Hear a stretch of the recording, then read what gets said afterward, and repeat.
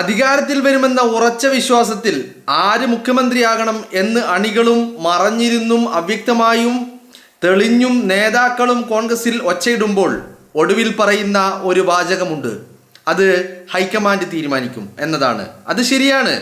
ആ so called high command തന്നെയാണ് ഒടുവിൽ അത് തീരുമാനിക്കുക. പക്ഷേ ആ ഹൈക്കമാൻഡ് തീരുമാനത്തെ ഇത്തവണ സ്വാധീനിക്കാൻ പോകുന്നത് തെരഞ്ഞെടുക്കപ്പെടുന്ന കോൺഗ്രസ് MLA-മാരുടെ അഭിപ്രായം മാത്രമായിരിക്കില്ല എന്നതാണ് വാസ്തവം. അത് മുസ്ലിം ലീഗിൻ്റെ ഇക്കാര്യത്തിലുള്ള സേ ആയിരിക്കും. ലീഗ് അത് ഭംഗിയായി നിറവേറ്റണമെന്ന് തന്നെയാണ് എൻ്റെ അഭിപ്രായം. ഇത് ഈ നാടിൻ്റെ പുരോഗതിക്കുള്ള നിങ്ങളുടെ ഉത്തരവാദിത്തം കൂടിയാണ്. അതിനെ സമ്മർദ്ദതന്ത്രം എന്ന് ആരെങ്കിലും വിളിച്ചാൽ അവഗണിക്കേണ്ട കാര്യമേയുള്ളൂ. ഇത്തരത്തിൽ ഒരു ചക്കളത്തി പോരാട്ടം ഇല്ലായിരുന്നുവെങ്കിൽ നിങ്ങൾക്ക് അതിൻ്റെ ആവശ്യമില്ലായിരുന്നു എങ്കിൽ അത് കേൾക്കേണ്ട കാര്യം കോൺഗ്രസിനും ഉണ്ടാകുമായിരുന്നില്ല. 105 വീടുകളിൽ 51 പൂർത്തിയാക്കി ജാതി മത ഭേദമന്യേ കൈമാറി അവയുടെ പാലുകാച്ചും നടന്ന് നിങ്ങളുടെ ഗ്രാഫ് ഏറെ ഉയർന്നു നിൽക്കുന്ന സമയമാണിത്. UDF അധികാരത്തിൽ വരികയാണെങ്കിൽ മുഖ്യമന്ത്രി ആര് എന്നതിൽ നിങ്ങൾ വിവേകപൂർവ്വം നിങ്ങളുടെ ആ സേ ഉപയോഗിക്കണം. ഞങ്ങളുടെ ഇക്കാര്യത്തിലുള്ള അഭിപ്രായം ഹൈക്കമാൻഡിനെ അറിയിക്കുമെന്ന് പരസ്യമായി പ്രഖ്യാപിക്കേണ്ട കാര്യം പോലുമില്ല. ശരിയായ സമയത്ത് രഹസ്യമായി ഹൈക്കമാൻഡിനെ അറിയിച്ചാൽ മാത്രം മതി. അവിടെ നിങ്ങൾ നോക്കേണ്ടത് കേരളത്തിൻ്റെ മുന്നോട്ടുള്ള പോക്കിൽ ഏറ്റവും ദീർഘവീക്ഷണമുള്ള നേതാവ് ആരാണ്. കേവലം കാർക്കശ്യത്തോടു കൂടി ഭരണയന്ത്രം നേതൃത്വത്തിരുന്ന് തിരിക്കാൻ കഴിവാർക്ക് ആരുടെ പ്രവർത്തന ഫലമാണ് അങ്ങനെ ഒരു വിജയം നിങ്ങൾക്ക് കിട്ടുന്നുവെങ്കിൽ അതിന് പ്രധാന കാരണം തെരഞ്ഞെടുപ്പിൽ മത്സരിക്കാത്ത ആളിനെ മുഖ്യമന്ത്രിയാക്കാൻ നിങ്ങളുടെ സേ ഉപയോഗിക്കണോ തുടങ്ങിയ കാര്യങ്ങളാണ്. പ്രധാനമായും 3 നേതാക്കളെ ചുറ്റിപ്പറ്റിയാണ് വാദഗതികളിൽ നിങ്ങളുടെ സേക്ക് വലിയ പ്രാധാന്യമുണ്ട്. അതിൽ ഒരാളെക്കുറിച്ചെങ്കിലും കാര്യക്ഷമതയുള്ള ആളാണെന്നും കാര്യങ്ങൾ പഠിച്ചവതരിപ്പിക്കുകയും വിമർശിക്കുകയും ചെയ്യുന്ന ആളാണെന്നുമൊക്കെ പാണക്കാട് സയ്യിദ് സാദിഖ് അലി ശിഹാബ് തങ്ങൾ ഒരു 3 മാസം മുമ്പ് ഒരഭിമുഖത്തിൽ പറഞ്ഞത് എനിക്ക് ഓർമ്മയുണ്ട്. എപ്പോഴും നേതാവ് ആരാകണമെന്നത് കോൺഗ്രസ് ആണ് തീരുമാനിക്കേണ്ടത് എന്നും അദ്ദേഹം പറഞ്ഞിരുന്നു. ഈ വിഷയത്തിൽ അങ്ങനെ ഒരു വിജയം സംഭവിക്കുകയാണെങ്കിൽ അതിന് കാരണമാകുന്ന കോൺഗ്രസ്സുകാരും അല്ലാത്തവരുമായ കേരള ജനത ഭൂരിപക്ഷവും ആഗ്രഹിക്കുന്നത് എന്തോ അത് മനസ്സിലാക്കി പ്രവർത്തിക്കാൻ ലീഗിന് കഴിയട്ടെ. എന്തായാലും 4-ാം തീയതിക്ക് ശേഷം കോൺഗ്രസ് നല്ല കുട്ടിയാവുമെന്ന് തങ്ങൾ പറഞ്ഞിട്ടുണ്ട്.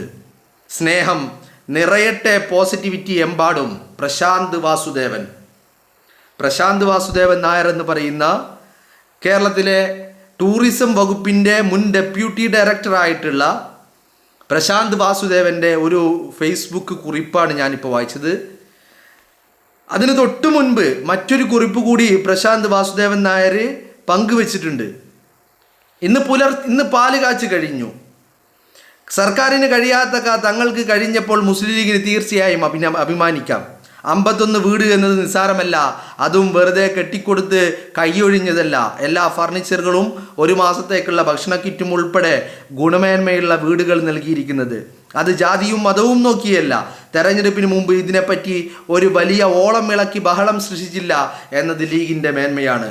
സർക്കാരിൻ്റെ പദ്ധതിയിൽ തങ്ങൾ വിശ്വസിച്ചതും അത് വൈകുമെന്ന് മനസ്സിലാക്കിയപ്പോൾ വൈകി മാത്രം ശ്രമം ആരംഭിച്ചതുമാണ് കോൺഗ്രസിൻ്റെ ഭവന നിർമ്മാണ പദ്ധതി വൈകാൻ കാരണമെന്ന് കുഞ്ഞാലിക്കുട്ടി സാഹിബ് പറഞ്ഞത് ഞാൻ ഓർക്കുന്നു. അപ്പോൾ ഞാൻ പറഞ്ഞു വരുന്നത് പ്രശാന്ത് വാസുദേവൻ്റെ വലിയ കുറിപ്പാണ്. അത് ഫുള്ളായിട്ട് ഞാൻ വായിക്കുന്നില്ല. ഞാൻ ആദ്യത്തെ കുറിപ്പ് വായിക്കാനുണ്ടായ കാരണം വളരെ കൃത്യമായിട്ട് പ്രശാന്ത് വാസുദേവൻ നായർ നടത്തുന്ന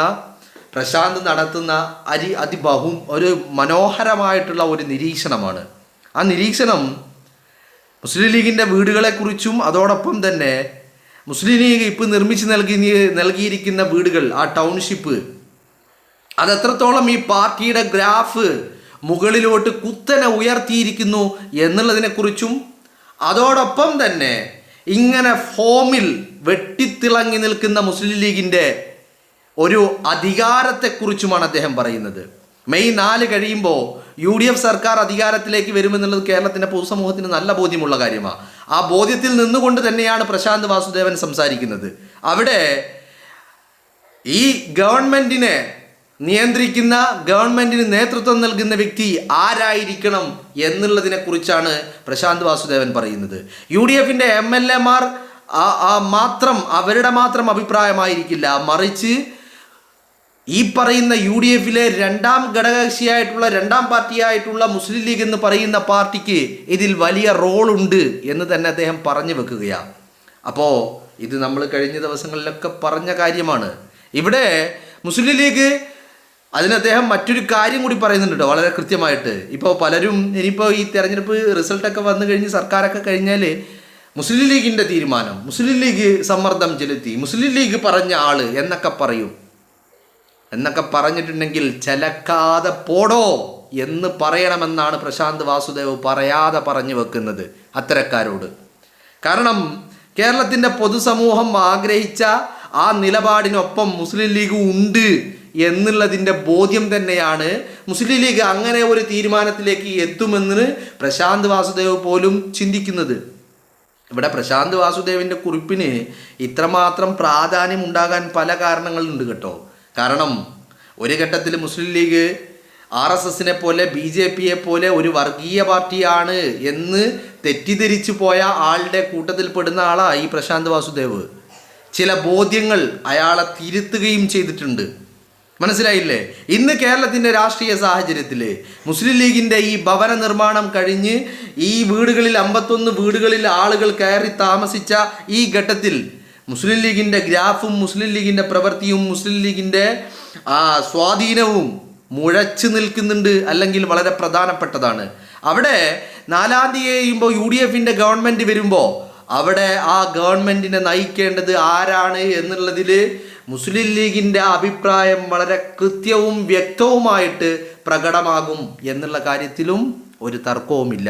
അപ്പോൾ അത് തന്നെയാണ് ജനങ്ങളുടെ അഭിപ്രായത്തിനൊപ്പം മുസ്ലിം ലീഗിന് നിൽക്കാൻ കഴിയട്ടെ എന്നുള്ള ഒരു ആശംസയാണ് യഥാർത്ഥത്തിൽ പ്രശാന്ത് വാസുദേവൻ പങ്കുവച്ചിരിക്കുന്നത്. അതിന് ഒരുപാട് കാരണങ്ങൾ അദ്ദേഹം പറയുന്നുണ്ട്. അതോടൊപ്പം തന്നെ അദ്ദേഹത്തിൻ്റെ നിരീക്ഷണങ്ങളും അദ്ദേഹം കുറിക്കുന്നുമുണ്ട്. അപ്പോൾ വളരെ പ്രധാനപ്പെട്ട കാര്യം തന്നെ അദ്ദേഹം പറഞ്ഞു വെക്കുന്നത്, പേര് പറഞ്ഞില്ലെങ്കിലും VD സതീശനെ പിന്തുണക്കണമെന്നുള്ള ഒരു ആവശ്യവുമായിട്ടാണ് പ്രശാന്ത് വാസുദേവൻ വന്നിരിക്കുന്നത്.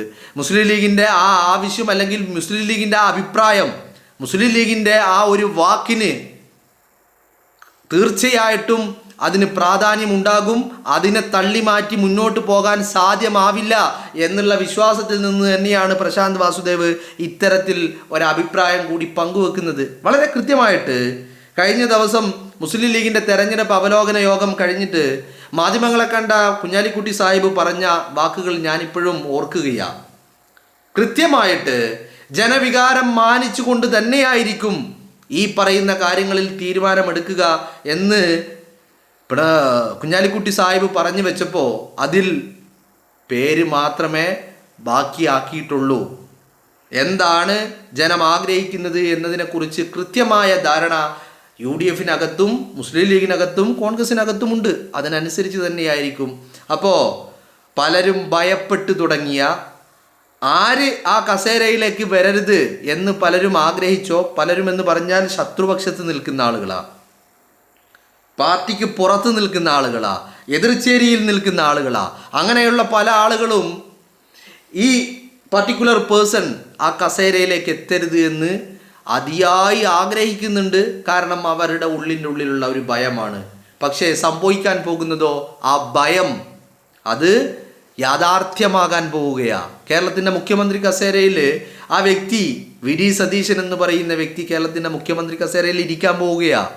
അപ്പോൾ അതിന് അത്തരത്തിൽ സതീശനെ പിന്തുണക്കുന്ന ഒരു തീരുമാനം മുസ്ലിം ലീഗിന് എടുക്കാൻ കഴിയട്ടെ എന്നുള്ള ആവശ്യവുമായിട്ടാണ് പ്രശാന്ത് വാസുദേവൻ വന്നത്. എന്തായാലും അദ്ദേഹത്തിൻ്റെ നിരീക്ഷണങ്ങൾക്ക് വലിയ പ്രാധാന്യമുണ്ട് എന്ന് തന്നെയാണ് ഞാൻ വിശ്വസിക്കുന്നത്.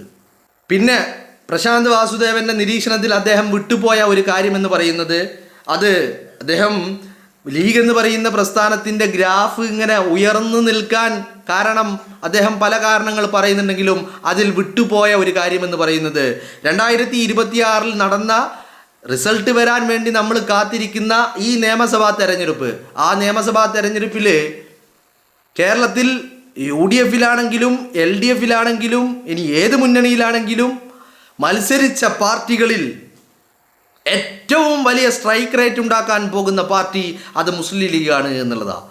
എനിക്ക് തോന്നുന്നു മത്സരിച്ച ലീഗിൻ്റെ സ്ഥാനാർത്ഥികളിൽ 100% വിജയം കണ്ടെത്താൻ ലീഗിന് സാധിക്കുമെന്ന് തന്നെയാണ് പ്രതീക്ഷിക്കുന്നത്. അപ്പോൾ അത്തരത്തിൽ ഏറ്റവും വലിയ സ്ട്രൈക്ക് റേറ്റുള്ള UDF അധികാരത്തിൽ വരുമ്പോൾ UDFിൻ്റെ ഭാഗമായിട്ടുള്ള മുസ്ലിം ലീഗ് എന്ന് പറയുന്ന പാർട്ടി, ആ പാർട്ടിയുടെ ഗ്രാഫ് ഉയർന്നു തന്നെ നിൽക്കും. ആ പാർട്ടിയുടെ ഗ്രാഫിൽ ഒരു ഒരു ഒരു ഒരു ഒരു ഒരു ഒരു സംശയത്തിന് അല്ലെങ്കിൽ മാറ്റി നിർത്തപ്പെടലിന് അവസരം അവിടെ ഇല്ല. അതുകൊണ്ട് തന്നെ സർക്കാരിനെ ആര് നയിക്കണം എന്നുള്ളത് മുസ്ലിം ലീഗ് തന്നെ തീരുമാനിക്കും. മുസ്ലിം ലീഗ് പറയുന്ന കാര്യങ്ങൾക്ക് വലിയ പ്രാധാന്യം കൽപ്പിക്കേണ്ടതായിട്ട് വരുമെന്നുള്ളത് തന്നെയാണ്.